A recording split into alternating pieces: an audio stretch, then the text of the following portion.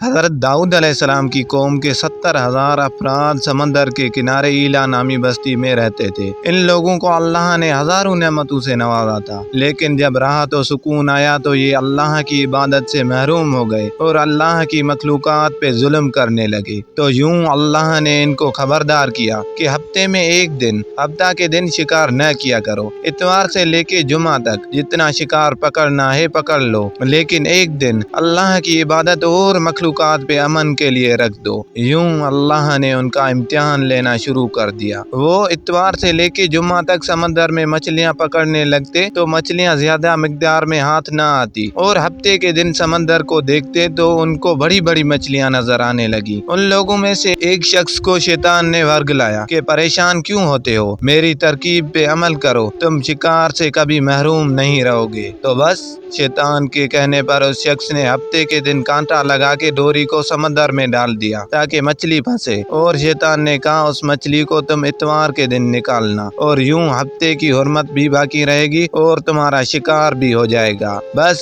شیطان کی بتائی ہوئی ترکیب پہ ہفتے کے دن مچھلی پھنسی رہی اور وہ اتوار کے دن نکالتا اور خوشی سے کھاتا۔ جب آس پاس کے لوگوں نے پوچھا تو ان کو بھی یہ ترکیب بتانے لگا، اور یوں اس قوم کے کچھ لوگ ہفتے کے دن مچھلی پکڑنے کے لیے جال پھینکتے اور اتوار کے دن نکالتے، اور کچھ نے تو اس سمندر میں سے نالیاں بنا کے چھوٹے چھوٹے تالاب بنا دیے، کھڈے بنا دیے، تاکہ ہفتے کے دن جیسے ہی مچھلیاں یہاں سے گزریں تو وہ تالاب میں پھنس جائیں اور ہم اتوار کو ان مچھلیوں کو نکال کے پکا کے کھائیں گے۔ اس گاؤں میں کچھ اللہ کے خاص بندے بھی موجود تھے جو کہنے لگے، اے لوگو، اللہ نے ہفتے کے دن شکار کرنے سے منع کی ہے۔ یہ جو تم جال پھینکتے ہو یا چھوٹے چھوٹے تالاب بناتے ہو، ان میں ہفتے کے دن اگر مچھلی پھنستی ہے تو یہ شکار ہفتے کے دن کا ہوگا۔ اللہ کے عذاب سے ڈرو، اللہ کی نافرمانی نہ کرو۔ وہ لوگ ان لوگوں کا مذاق اڑانے لگے کہ ہماری جو مرضی ہوگی ہم وہ کریں گے۔ اب ان بستی میں 3 گروہ بن گئے۔ ایک ان 70,000 میں وہ لوگ تھے جو ان نافرمان لوگوں کی بار بار اصلاح کرتے، دوسرے وہ جو لوگوں سے نفرت کرتے اور خاموشی اختیار کیے ہوئے تھے، اور تیسرے وہ جو گمراہ ہو کر اللہ کی نافرمانی کر رہے تھے۔ تو یوں نیک بندوں نے اس بستی کے بیچ میں سے دیوار کو کھڑا کر دیا اور یہ حکم نافذ کیا کہ اللہ کی نافرمانی کرنے والے اس طرف ہو جائیں اور ہم جو اللہ کے فرمان بردار ہیں وہ اس طرف رہیں گے۔ وہ صالح لوگ بار بار ان سے کہتے رہے، اے لوگو، اللہ سے ڈرو، قوم سمود قوم لوط کا جو حشر ہوا اس کو یاد کرو، اللہ کی نافرمانی نہ کرو ورنہ تم پہ بھی کوئی عذاب آئے گا۔ وہ سارے نافرمان جن کی تعداد تقریباً 12,000 تھی، سب ہنستے رہے کہ یہ تو سب کتابی باتیں ہیں، ہم پہ کوئی عذاب نہیں آئے گا۔ بس جیسے ہی وہ گروہ 2 حصوں میں تقسیم ہو گیا، ایک وہ جو اللہ کے فرمان بردار بندے دیوار کے اس طرف تھے اور دوسرے جو نافرمان بندے دیوار کے اس طرف تھے، وہ نافرمان پوری رات ہنستے رہے، مذاق اڑاتے رہے، اور وہ اللہ کے خاص بندے دیوار کے اس طرف اللہ سے معافی مانگنے لگے۔ بس جیسے ہی صبح ہوئی، وہ نیک صالح انسان اٹھے، انہوں نے محسوس کیا کہ دیوار کے اس طرف سے کوئی انسان کی آواز نہیں آ رہی ہے۔ جیسے ہی دیوار کے اس طرف چڑھ کے دیکھنے لگے کہ سارے کے سارے وہ لوگ بندر کی شکل میں تبدیل ہو چکے تھے اور بندروں کی حرکت کو انجام دے رہے تھے۔ وہ جو صالح لوگ دیوار سے ان بندروں کو دیکھنے لگے، ان صالح لوگوں میں سے جو ان کے رشتہ دار تھے، انہوں نے ان بندروں کے کپڑوں سے اپنے اپنے رشتہ داروں کو پہچانا اور چیخ کے رونے لگے، اللہ سے معافی مانگنے لگے۔ لیکن اللہ کا عذاب جب آتا ہے تو وہ ہو کے رہتا ہے۔ وہ 12,000 لوگ جو بندر بن چکے تھے کچھ بھی کھا پی نہیں سک رہے تھے، اور یوں 3 دن بعد وہ اس عذاب میں آ کر پھنار ہو گئے۔ بے شک اللہ ان بندوں کو پسند نہیں کرتا جو اللہ کی نافرمانی کرتے ہیں۔ اے اللہ، ہم سب کو اپنا فرمان بردار بندہ بنا، ہم کو ویسا بنا جیسا تو ہمیں دیکھنا چاہتا ہے۔ آمین ثم آمین، آمین ثم آمین۔